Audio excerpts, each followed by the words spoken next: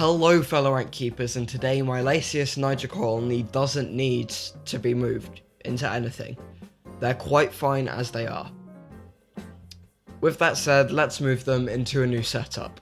Now, I know what you're thinking. Oh, that's unnecessary. You shouldn't move a colony into a nest that's too big. But hear me out. I think that my Lasius Niger colony will be in need of this Aesthetic Ants large-sized mesh nest once they come out of hibernation next year. And I think by the time that they've came out of hibernation, they'll be really busy and there might be escapees if I try and, move them around. So why not just move them around now when they're all sort of sleepy and in that pre-hibernation state where you can pretty much do anything to them and they won't budge. So let's start with the outworld. Originally this was just dry cocoa fibre and bark chips, but I added in some water and moss. I plan on transporting the tubes that the colony is currently living in their old setup directly into this outworld, and then they can move into the mesh nest if they want to over winter or when they need to next year. The plastic tub that I'm going to be using as this colony's outworld does have a lid, but I can't really do anything through it. Feeding the colony, replacing the ant nectar in their liquid feeder when they need it, that sort of stuff. So I'm going to go in with some talcum powder and water mix as an escape barrier. Some people put in isopropyl alcohol.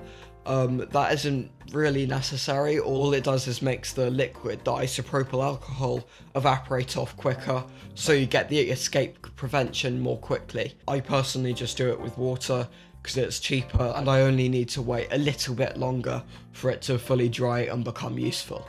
Speaking of that little bit longer to dry, I became impatient and used a hairdryer to try and get it to dry. I don't really know what I was thinking at that time. All it really did was blew the cocoa fibre up onto the wet talcum powder mix, meaning that I had to reapply it the next day and wait even longer. Okay, now that the talcum powder barrier has dried, let's move the tubes that the colony is living in addition to their liquid feeder. After this, off camera, I painstakingly spent like half an hour picking up every single individual ant that was left in the old setup and dropping them into the new setup. The things I do for this channel. As previously mentioned, this colony won't be moving into this new nest over winter. This is just a precautionary measure, meaning that I don't have to move them next year when they've woken up from hibernation and are all hyper and there'll be loads of escapees. Speaking of that hibernation, I'm going to do a quick experiment to find out whether or not they're actually going into hibernation right now. During hibernation, no eggs are laid by the queen, and the eggs that already have been laid by the queen before hibernation stop developing, and therefore the entire colony does not need protein. So as I'm feeding them 2 mealworms, if the colony, goes in and feeds on it, it means that the eggs are still developing and the queen may still be laying eggs, meaning that they're not in hibernation yet. However, if there is very little workers feeding on it, it means that they don't need much protein, and so that means that they either already are or are about to be in hibernation. And sure enough, yeah, there were very few workers paying attention to these mealworms, so I think the colony is either already hibernating or about to go into hibernation. Staying on the general genus of Lasius, ooh, that rhymed. I'm going to be focusing on my Lasius flavus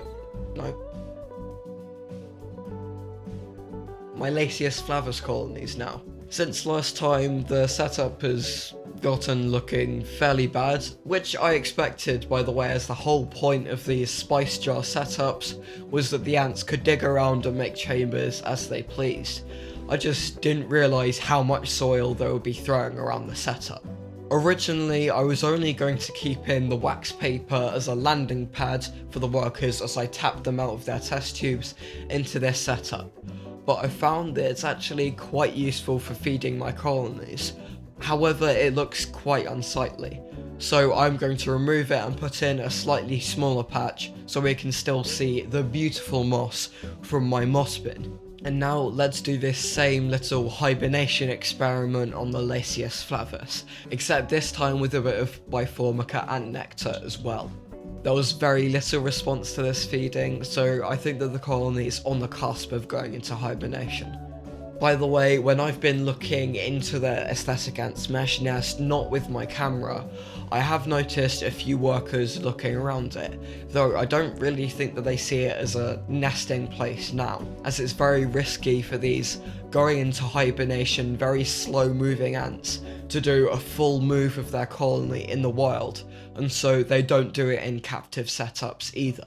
So before I end this video, I want to ask you a question which you are going to answer in the comments. Do you hibernate your colonies inside your house with only a few degrees lower temperatures, or do you have a dedicated space where you hibernate them at, between like 4 and 8 degrees Celsius, like it would be in the wild? And with that said, if you enjoyed this video or you learned something, then like and subscribe.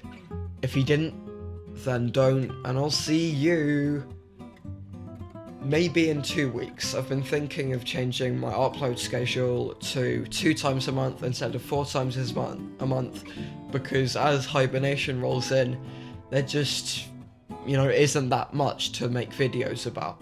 I'll see you in the next video, whenever that is. Bye.